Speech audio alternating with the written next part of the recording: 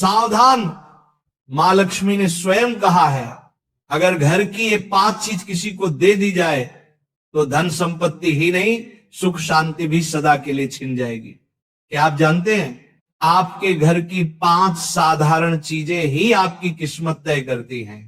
मां लक्ष्मी ने चेतावनी दी है, गलती से भी इन्हें दान कर दिया तो घर में आ जाएगी भयंकर गरीबी।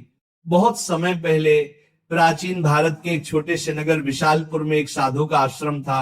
वहां दूर दूर से लोग आकर आध्यात्मिक शिक्षा प्राप्त करते थे। नगरवासी साधु को आचार्य देव कहते थे, क्योंकि वे केवल भिक्षा लेकर जीवन व्यतीत नहीं करते थे, बल्कि लोगों को सही जीवन जीने की राह भी दिखाते थे। विशालपुर नगर समृद्ध था, लोगों के घर धन धान्य गहनों और रत्नों से भरे रहते थे। नगरवासी मानते थे कि ये सब माता लक्ष्मी की कृपा से ही है। नगर के बीचों बीच माता लक्ष्मी का एक भव्य मंदिर था। रोज शाम को वहां दीपक जलाए जाते, घंटियों की ध्वनि गूंजती और पूरा वातावरण श्री ह्रीं श्री महालक्ष्मी नमः के मंत्रों से पवित्र हो जाता। लेकिन एक परिवार ऐसा भी था जो नगर में सबसे समृद्ध होने के बावजूद धीरे धीरे कंगाल होने की ओर बढ़ रहा था। ये परिवार था वसुदेव जी का। वसुदेव जी नगर के सबसे बड़े व्यापारी थे। उनके पास सोने चांदी के ढेर थे, नौकर चाकर थे और अनाज के कोठार भरे रहते थे। फिर भी कुछ वर्षों के भीतर उनका घर वीरान होने लगा।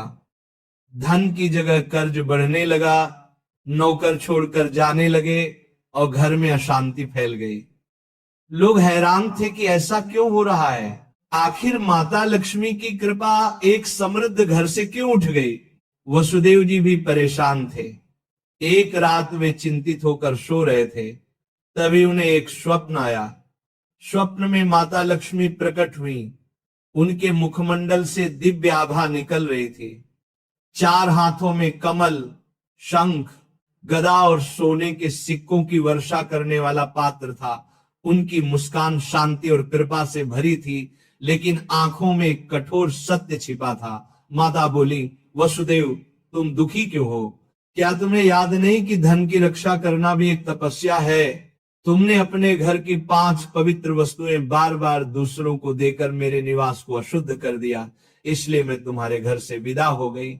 वसुदेव ने हाथ जोड़कर कहा, मां मुझे क्षमा करें, कृपया मुझे बताइए कि वे 5 वस्तुएं कौन सी हैं जिन्हें देने से घर में गरीबी आती है।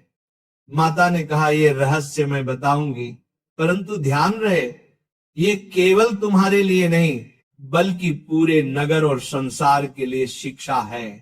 5 वस्तुएं कभी भूलकर भी घर से बाहर नहीं देनी चाहिए, क्योंकि ये वस्तुएं मेरे निवास की जड़ें हैं। इन्हें खोने से घर निर्धन और अपवित्र हो जाता है। इतना कहकर माता अदृश्य हो गई। वसुदेव घबरा कर उठ गए। उनका शरीर पसीने से तरबतर था। अगले दिन वे भागते हुए आचार्य देव के आश्रम पहुंचे और सारी घटना सुनाई। आचार्य देव ने शांत होकर कहा, वसुदेव ये कोई साधारण सपना नहीं है, ये स्वयं लक्ष्मी का आदेश है। अब तुम्हें धैर्य रखना होगा। माता लक्ष्मी ने जो 5 रहस्य बताए हैं उन्हें समझने के लिए तुम्हें एक आध्यात्मिक यात्रा करनी होगी, तभी तुम्हें सच्चा उत्तर मिलेगा। और इस प्रकार यात्रा शुरू हुई। वसुदेव ने अपनी पत्नी सुभद्रा और बेटे माधव के साथ नगर छोड़ दिया और आचार्य देव के आदेश पर हिमालय की ओर प्रस्थान किया। रास्ते में उन्हें तरह तरह की घटनाएं घटी। एक गांव में उन्होंने देखा कि एक महिला अपने घर का चूल्हे की राख दूसरों को दे रही है। वसुदेव को तुरंत माता लक्ष्मी की बात याद आई। क्या राख की भी उनमें से एक वस्तु है? उन्होंने महिला से पूछा, बहन तुम ये राख क्यों बांट रहे हो? महिला ने कहा, महाराज लोग मानते हैं कि राख खेत में डालने से फसल अच्छी होती है। वसुदेव ने सोचा, लेकिन ये तो गलती है। चूल्हे की राख घर के भोजन और अग्नि का प्रतीक है, इसे बाहर देने से घर की उन्नति रुक जाती है। यात्रा आगे बढ़ी। वसुदेव, सुभद्रा और माधव पहाड़ों की कठिन राह से गुजर रहे थे। एक रात वे एक आश्रम पहुंचे। वहां एक वृद्ध साध्वी ध्यान में लीन थी। साध्वी ने वसुदेव को देखकर मुस्कुराते हुए कहा, तुम्हें लक्ष्मी माता के 5 रहस्य जानने हैं ना? ध्यान से सुनो।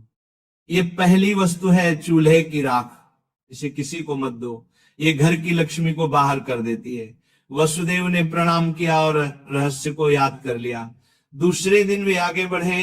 एक गांव में देखा कि लोग अपने घर से झाड़ू निकालकर दूसरों को दे रहे। वसुदेव ने आश्चर्य से पूछा, तुम लोग ऐसा क्यों करते हो? एक युवक बोला, हम मानते हैं कि पुराना झाड़ू देने से दरिद्रता चली जाती है। लेकिन तभी आकाश में गड़गड़ाहट हुई, जैसे स्वयं माता लक्ष्मी बोल रही हो, मूर्खों, झाड़ू लक्ष्मी का निवास है। ये घर की स्वच्छता और समृद्धि का प्रतीक है।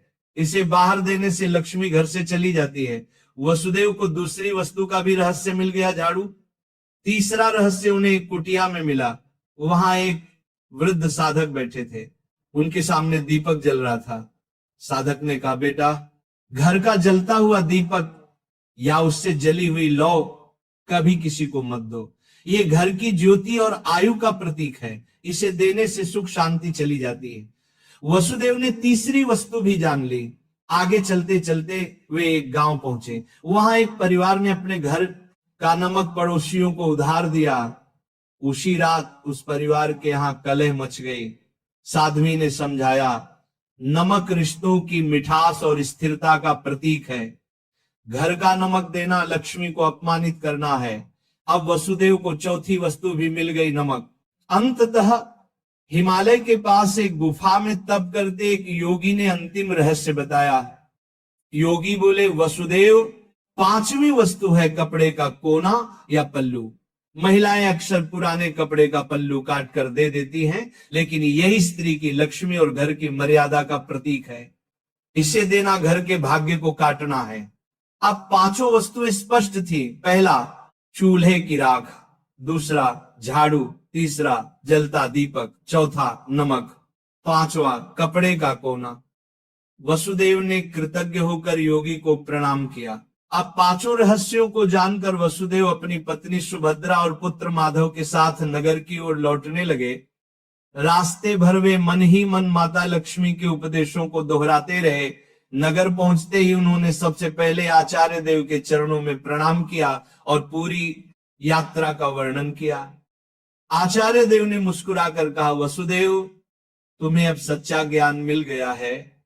इन रहस्यों को केवल अपने तक सीमित मत रखना, बल्कि नगरवासियों को भी बताओ, ताकि वे भी लक्ष्मी के अपमान से बच सके। आचार्य देव की आज्ञा पाकर वसुदेव ने नगर के बीचों बीच सभा बुलाई। सभा में नगर के लोग बड़ी संख्या में उपस्थित हुए। वसुदेव ने हाथ जोड़कर कहा, बंधुओं, मैं स्वयं अपनी गलतियों के कारण निर्धनता और कष्ट का भागी बना। माता लक्ष्मी ने मुझे स्वप्न में दर्शन दिए और बताया कि 5 वस्तुएं कभी घर से बाहर नहीं देनी चाहिए। इतना कहकर उन्होंने क्रम से सब समझाया। पहली वस्तु है चूल्हे की राख, दूसरी झाड़ू, तीसरी जलता दीपक, चौथी नमक और 5वीं कपड़े का कोना। लोगों ने आश्चर्य और श्रद्धा से यह बातें सुनी। तभी आकाश में एक दिव्य प्रकाश फैला और माता लक्ष्मी स्वयं प्रकट हुई। उनके प्रकट होते ही वातावरण में सुगंध फैल गई। मंदिरों की घंटियां अपने आप बज उठी और लोग भाव विभोर होकर उनके चरणों में झुक गए। माता बोली, वसुदेव ने जो कहा वह सत्य है। तुम सब जान लो कि ये 5 वस्तुएं मेरे निवास की जड़ हैं। जो इन्हें बाहर देता है वह अपने ही घर से मुझे विदा करता है। ये कहते ही माता ने वसुदेव के घर की ओर हाथ उठाया और देखते ही देखते उनके घर में फिर से समृद्धि लौट आई।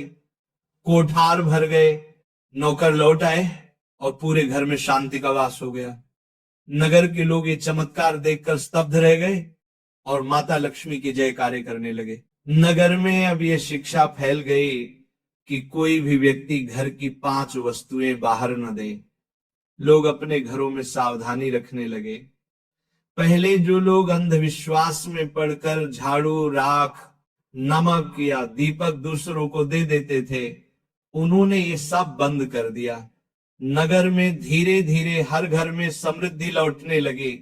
लोग समझ गए कि लक्ष्मी केवल सोने, चांदी या धन में ही नहीं, बल्कि घर की पवित्रता, भोजन, स्वच्छता और मर्यादा में भी रहती है। वसुदेव अब नगर में आदर्श बन गए। वे धनवान तो थे ही, पर अब उन्होंने अपने धन को धर्म और सेवा में लगाना शुरू किया।